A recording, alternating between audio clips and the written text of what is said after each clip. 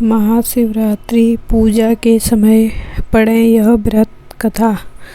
महाशिवरात्रि की पूजा 8 मार्च को है। उस दिन भगवान भोलेनाथ का जल और दूध से अभिषेक करके फूल, अक्षत, बेलपत्र आदि से विधि पूर्वक पूजन करते हैं। महाशिवरात्रि पूजा के समय आपको महाशिवरात्रि की व्रत कथा पढ़नी चाहिए। व्रत कथा पढ़ने से पूजा पूर्ण होती है और भगवान शिव की महिमा का ज्ञान होता है। उनकी कृपा भी भक्तों को प्राप्त होती है। महाशिवरात्रि व्रत की कथा के बारे में शिव पुराण में बताया गया है।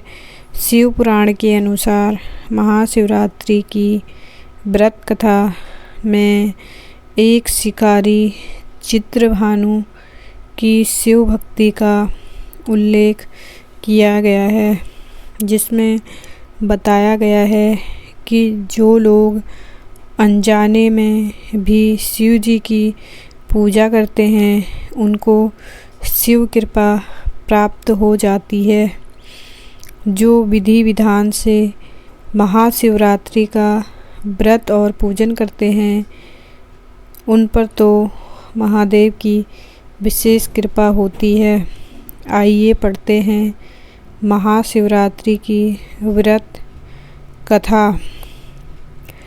पौराणिक कथा के अनुसार एक गांव में चित्रभानु नाम का शिकारी रहता था।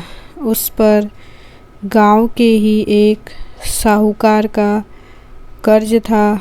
वह उस कर्ज से मुक्त नहीं हो पा रहा था। एक दिन साहूकार ने उसे पकड़कर एक शिव मठ में कैद कर दिया। उस रोज़ शिवरात्रि व्रत की तिथि थी। संबंधित खबरें बार महाशिवरात्रि का शुक्र ग्रह से गहरा नाता। भक्तजन इस बात का रखें ध्यान, कल है सबसे खास दिन। लाखों लोग करेंगे स्नान। महाशिवरात्रि पर ऐसे मिलेगा लाभ। गाने बजाने के साथ हुआ शिवलिंग का आगमन। फिर हुआ चमत्कार। लोगों की बड़ी चिंता। महाशिवरात्रि के दिन भगवान शिव को क्यों चढ़ाया जाता है बेलपत्र? जानिए इसका महत्व। ये भी पढ़ें कब है महाशिवरात्रि, शुक्रवार या शनिवार को। जाने सही डेट, पूजा मुहूर्त और पारण समय। शिव मठ में होने के कारण चित्रभानु ने शिवरात्रि की कथा सुनी। शाम को उसने साहूकार से कहा कि यदि वह उसे छोड़ देता है तो अगले दिन कर्ज चुका देगा। उसके वचन पर भरोसा करके साहूकार ने उसे मुक्त कर दिया। चित्रभानु वहाँ से सीधे शिकार के लिए जंगल में गया। वह एक तालाब के पास पहुँचा। वहाँ एक बेलपत्र के पेड़ पर उसने अपना ठिकाना बनाया। उस बेल वृक्ष के नीचे शिवलिंग था, जो बेलपत्र से ढका हुआ था। चित्रभानु को यह बात पता नहीं थी। वह बेल के वृक्ष पर चढ़कर बैठ गया और शिकार की बात जोहने लगा। उसे भूख और प्यास लगी थी। वह बेलपत्र तोड़कर नीचे गिरा रहा था, जो शिवलिंग पर गिर रहे थे। अनजाने में उससे शिवजी की पूजा हो गई।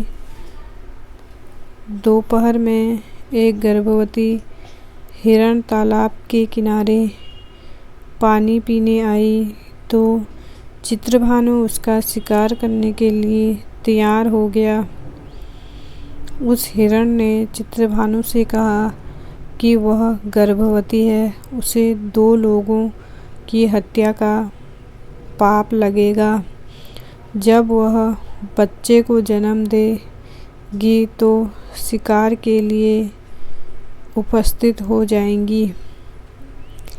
इस पर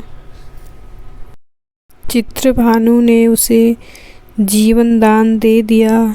कुछ समय के बाद एक दूसरी हिरण आई। चित्रभानु उसे भी मारना चाहा। उस हिरण ने कहा कि अभी वह अपने पति की तलाश कर रही है, क्योंकि वह काम वासना से पीड़ित है। वह पति से मिलने के बाद शिकार बनने के लिए आ जाएगी। चित्रभानु ने उसे भी जाने दिया। देर रात एक हिरण अपने बच्चों के साथ पानी पीने वहाँ आई।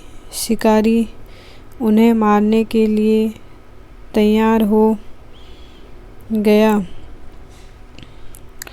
शिवलिंग पर कैसे अर्पित करें बेलपत्र? कहीं आप भी गलत ढंग से तो नहीं चढ़ाते?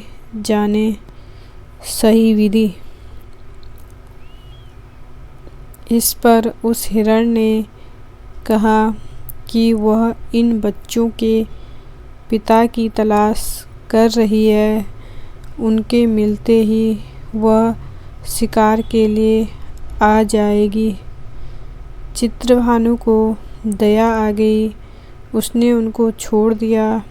चित्रभानु बेल वृक्ष पर बैठ गया और बेलपत्र तोड़कर नीचे गिराने लगा।